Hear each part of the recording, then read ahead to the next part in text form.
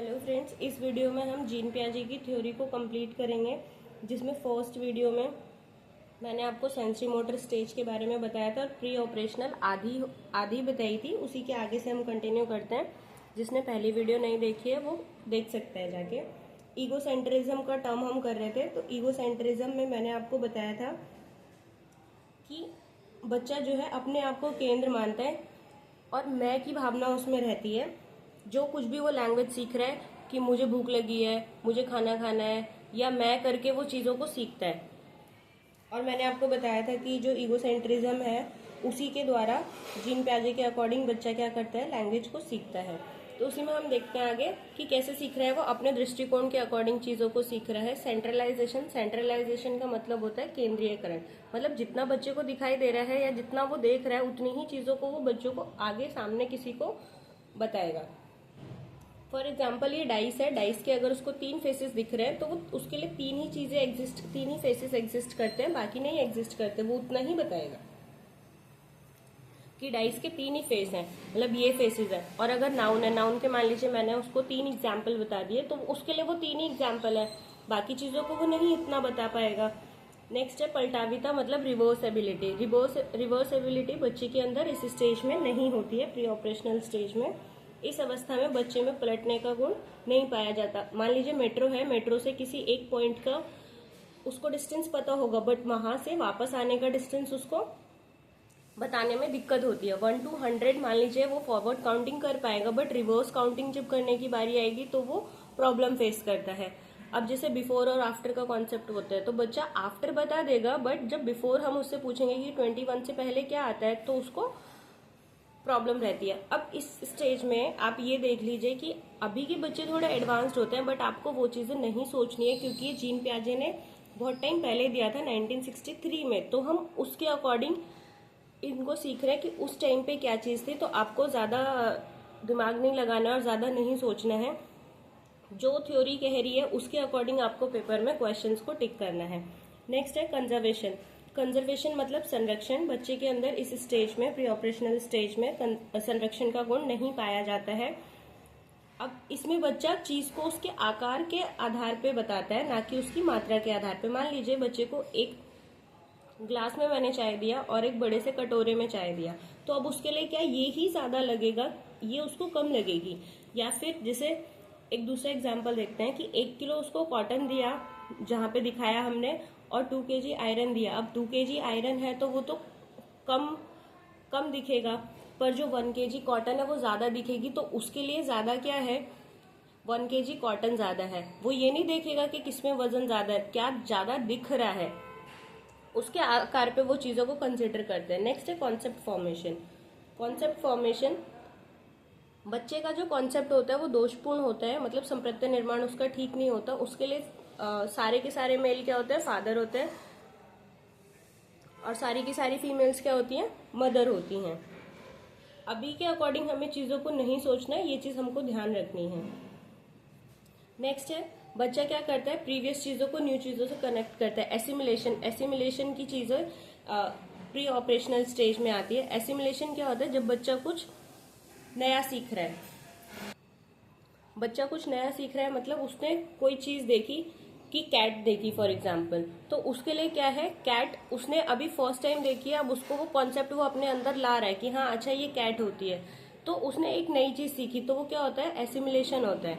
या फिर पेन, उसको मैंने ये पेन दिखाया कि अच्छा ये पेन है, तो उसको मैंने इसकी क्वालिटीज बताई। वो पेन को देख के क्या कर पा रहा है, आइडेंटिफाई कर पा रहा है कि ये पेन है। तो मतलब उसने कुछ नई चीज सीखी है, उसने कोई नई चीज को ऐड किया, तो वो क्या होता है, एसिमिलेशन होता है।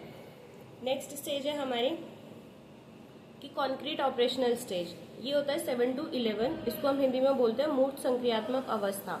अब इसमें क्या होता है, कॉन्क्रीट नाम से ही पता चल रहा है कि बच्चों का कॉन्क्रीट चिंतन ही प्रारंभ होता है। कॉन्क्रीट चिंतन मतलब मूर्त चिंतन, जो चीजें उसके सामने दिखती हैं, मतलब इमेजिनेशन पावर उसकी इतनी ज्यादा नहीं होती कि जो चीजें एग्जिस्ट नहीं कर रही हैं उसके सामने वो उन चीजों के बारे में भी सोच सके। सजीव और निर्जीव में अंतर कर पाता है, मतलब जो एनिमिज्म था उसका वो अभी वो कर पाएगा। जीववाद उसका क्या होता है, समाप्त हो जाता है, क्योंकि पहले वो क्या कर रहा था, एनिमिज्म उसका वो आइडेंटिफाई नहीं कर पा रहा था कि कौन सी चीज लिविंग है कौन सी चीज नॉन लिविंग है। वो अपने टॉयज को भी क्या कर रहा था, जीवित ही समझ रहा था। पर यहाँ पे क्या है, सजीव और निर्जीव में वो अंतर कर पाता है, तो जीववाद जो एनिमिज्म होता है उसका वो समाप्त हो जाता है यहाँ पे। इस अवस्था में बच्चा किसी चीज को दूसरे के दृष्टिकोण से समझना शुरू कर देता है, मतलब यहाँ पे उसका ईगो सेंटरिज्म भी फिनिश हो जाता है। मतलब अब वो सिर्फ ये नहीं देख रहा कि मैं ही जो कह रहा हूँ वो ही ठीक है या फिर मेरे ही आसपास दुनिया समझ रही है, दुनिया चल रही है। अब उसको ये भी दिख रहा है कि दूसरी चीजें भी हैं, मतलब दूसरे दृष्टिकोणों से भी, दूसरे पर्सपेक्टिव से भी वो चीजों को सीखता है। तो हम ये कह सकते हैं कि डिसेंट्रलाइजेशन होता है, बच्चा चीजों को विभिन्न दृष्टिकोणों से सीखता है। बच्चे का जो चिंतन होता है वो ज्यादा क्रमबद्ध होता है और तर्कसंगत होता है, लॉजिकल होना स्टार्ट हो जाता है।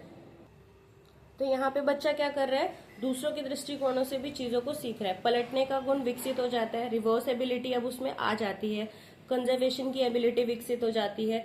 जो जितनी चीजें हम प्री ऑपरेशनल में देख रहे थे कि उसके अंदर नहीं है, मोस्टली चीजें अब उसकी इस स्टेज में होने लगती हैं। संप्रत्यय निर्माण दोषपूर्ण था, पर अभी उसका कैसा होता है कि संप्रत्यय निर्माण उसका दोष मुक्त हो जाता है, मतलब जो उसका कॉन्सेप्ट फॉर्मेशन गलत था अभी उसको समझ में आ रहा है कि अच्छा सारे मेल्स क्या है, मेरे पापा नहीं है, सारी फीमेल्स मेरी मम्मी नहीं है। इस स्टेज में एकोमोडेशन होता है।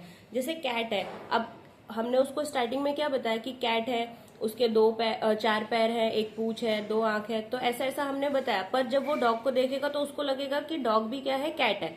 तो जब यहाँ पे क्या हो रहा है, वो आइडेंटिफाई नहीं कर पा रहा, कैट को भी वो, डॉग को भी वो क्या पढ़ रहा है, कैट ही पढ़ रहा है या कैट ही बोल रहा है। बट जब यहाँ पे हम उसको अंतर बताते हैं कि ये कैट है और ये क्वालिटीज होती है तो ये डॉग है, तो जब हम वहां पे उसको डिफ्रेंशिएट कर रहे हैं और वो वापस कुछ ऐसा नया सीख रहा है, तो जब वहां पे वो अंतर कर पा रहा है, कुछ नया सीख रहा है, तो उसको हम क्या बोलते हैं, एकोमोडेशन। मतलब जो उसका ऑलरेडी कुछ कॉन्सेप्ट जो उसने सीखा हुआ था उसमें कुछ वो मॉडिफाई कर रहा है। ये वर्ड्स भी आते हैं कि अगर कहीं पे वो मॉडिफाई कर रहा है तो हम एकोमोडेशन को टिक करते हैं, तो वो क्या है, समायोजन है। फोर्थ स्टेज है हमारी abstract operational stage. Abstract operational stage 11+ years के लिए होती है, मतलब 11 से ज्यादा होती है। फॉर्मल ऑपरेशनल स्टेज भी बोलते हैं, हिंदी में इसको हम बोलते हैं अमूर्त संक्रियात्मक अवस्था या फिर औपचारिक अवस्था। अब इसमें क्या है, जैसे फर्स्ट इससे पहले वाली स्टेज में क्या कर रहा था बच्चा, कॉन्क्रीट थिंकिंग कर रहा था, बट यहाँ पे एब्स्ट्रैक्ट थिंकिंग उसकी स्टार्ट हो जाती है, अमूर्त चिंतन प्रारंभ हो जाता है और हाइपोथेटिकल थिंकिंग करता है, मतलब वो परिकल्पना कर सकता है, चीजों को सोच सकता है, उसका तर्क का विकास उसका होता है। इस अवस्था में बच्चा अपनी समस्याओं के हल स्वयं खोजने लगता है। पहले क्या हुआ कि ठीक है मम्मी ने ऐसा बोल दिया, पापा ने ऐसा बोल दिया, या फिर वो चीजों को कॉन्सेप्चुअली नहीं सीख पा रहा है, सोच नहीं पा रहा है हाइपोथेटिकली, पर यहाँ पे वो चीजों को हाइपोथेटिकली सोच पाता है। नेक्स्ट है इंडक्टिव थिंकिंग। इंडक्टिव थिंकिंग आगमनात्मक चिंतन का विकास। अब यहाँ पे इंडक्टिव थिंकिंग क्या है, जैसे मान लीजिए उसको हमने कुछ एग्जाम्पल्स दे दिए, अब वो क्या कर रहा है, एग्जाम्पल से रूल्स की तरफ आ रहा है। ये क्वेश्चन अलग से भी आता है कि इंडक्टिव क्या है, डिडक्टिव क्या है। तो एग्जाम्पल है, एग्जाम्पल से कहाँ आ रहा है, वो रूल्स को खुद से बना सकता है। जैसे जब हम बच्चों को नाउन पढ़ाते हैं तो हम उनको काफी सारे पहले एग्जाम्पल्स देते हैं कि अच्छा ये नाम है, चेयर है, टेबल है, तो सब चीजों के नाम है। तो बाद में हम उसको बताते हैं कि सब कोई भी जो नाम होता है उसको हम क्या बोलते हैं, संज्ञा बोलते हैं। तो इस तरीके से जब हम एग्जाम्पल से रूल्स की तरफ आते हैं तो वो क्या होता है, इंडक्टिव थिंकिंग। अब उसमें ये चीज आ जाती है, उदाहरणों से वो नियम की खोज स्वयं करता है। नेक्स्ट है डिडक्टिव थिंकिंग। अब उसके अंदर डिडक्टिव थिंकिंग का भी डेवलपमेंट हो जाता है। डिडक्टिव थिंकिंग को हम हिंदी में बोलते हैं निगमनात्मक चिंतन का विकास। मतलब इसमें बच्चा कहाँ जा रहा है, रूल से एग्जाम्पल्स की तरफ जा रहा है। जैसे अगर मैं नाउन ही उसको पढ़ा रही हूँ, पहले मैंने उसको डेफिनेशन बता दिया कि ये नाउन होता है, फिर उसके बाद मैं उसको एग्जाम्पल्स क्लियर कर रही हूँ। तो अभी बच्चे को अगर कोई नियम पता है तो वहां से उसके एग्जाम्पल्स खुद से भी सोच सकता है। तो यहाँ पे एब्स्ट्रैक्ट, अगर हम एब्स्ट्रैक्ट ऑपरेशनल स्टेज की बात करें तो यहाँ पे बच्चे में क्या हो रहा है कि अब वो एब्स्ट्रैक्ट थिंकिंग कर पा रहा है, हाइपोथेटिकल थिंकिंग कर पा रहा है, इंडक्टिव और डिडक्टिव थिंकिंग उसमें डेवलप हो रही है। डेवलपमेंट ऑफ साइंटिफिक थिंकिंग, मतलब वो चीजों को लॉजिकली सोच पा रहा है, वैज्ञानिक दृष्टिकोण है। जैसे कॉज उसको वो पता कर पाता है कि मान लीजिए कोई कार्य हुआ तो उसका कारण क्या था, वो सारी चीजें वो देख पाता है। मतलब कॉज एंड इफेक्ट उसको वो क्लैरिफाई कर पाएगा अपने दिमाग में। अब जैसे धूप में कपड़े जल्दी सूख जाते हैं तो उसका मेन रीजन क्या है, वो साइंटिफिकली थिंकिंग कर रहा है कि अच्छा धूप है, या हवा चल रही है तो उस चीज से वो क्या कर पा रहा है, कनेक्ट कर पा रहा है, वो साइंटिफिकली सोच रहा है। तो फ्रेंड्स इस पूरी वीडियो में हमने क्या सीखा, हमने जीन पियाजे की 4 स्टेजेस के बारे में सीखा, जिसमें से फर्स्ट स्टेज थी सेंसरी मोटर स्टेज, जो कि 0 to 2 ईयर्स तक थी। अब इसमें क्या कर रहा था बच्चा, अपने सेंसेस के थ्रू सीख रहा था जो, और बच्चा बहुत ज्यादा क्यूरियस था। उसके अंदर ऑब्जेक्ट परमानेंसी हमने कहाँ देखा, 1.5 साल तक नहीं होती है, और 2 साल वाले बच्चे में ऑब्जेक्ट परमानेंसी आ जाती है। फिर नेक्स्ट पढ़ा था हमने प्री ऑपरेशनल स्टेज, इसको 2 to 7 ईयर तक का बच्चा होता है। इसमें बच्चे का भाषा का विकास प्रारंभ हो जाता है। एनिमिज्म उसमें होता है, मतलब वो अंतर नहीं कर पा रहा है। ईगोसेंट्रिज्म है, ईगोसेंट्रिज्म में वो खुद को ही ब्रह्मांड का क्या समझ रहा है, सेंटर समझ रहा है। और नेक्स्ट था सेंट्रलाइजेशन। सेंट्रलाइजेशन मतलब जितना देख रहा है उतनी ही चीजों को वो बता रहा है। फिर था रिवर्सेबिलिटी, कि उसके अंदर रिवर्सेबिलिटी क्या होती है, नहीं होती है। कंजर्वेशन की एबिलिटी उसमें नहीं होती है। कॉन्सेप्ट फॉर्मेशन उसका कैसा होता है, डिफॉल्ट होता है, मतलब उसमें कॉन्सेप्ट फॉर्मेशन उसका दोषपूर्ण होता है। एसिमिलेशन पढ़ा था हमने प्री ऑपरेशनल में। नेक्स्ट था कॉन्क्रीट ऑपरेशनल।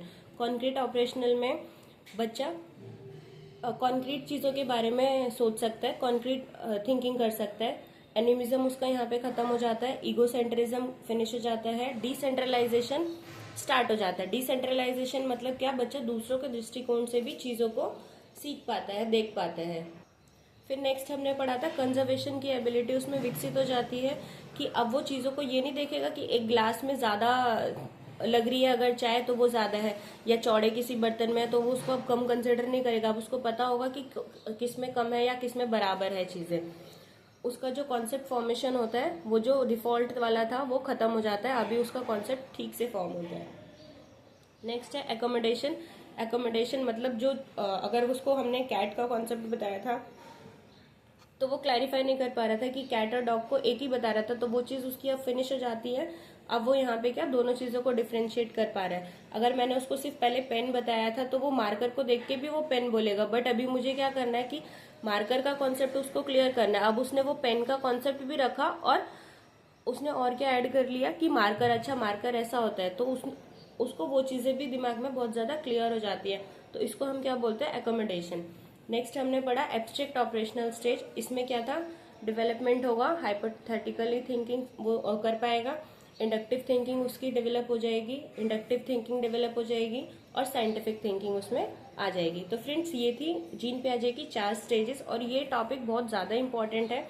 तो आप किसी भी टीचिंग के लिए अगर एग्जाम की प्रिपरेशन कर रहे हैं तो इस थ्योरी को अच्छे से करें, और इसके रिगार्डिंग अगर अभी आप क्वेश्चंस लगाएंगे तो आपके मोस्टली क्वेश्चन सब हो जाएंगे। अगर आपको कोई डाउट है तो आप कमेंट सेक्शन में लिख सकते हैं, और बाकी आपको वीडियो कैसी लगी फीडबैक ज़रूर दीजिए। बाकी वीडियो को लाइक कीजिए अगर अच्छी लगी है तो, और कमेंट कीजिए, चैनल को सब्सक्राइब कीजिए। Thank you.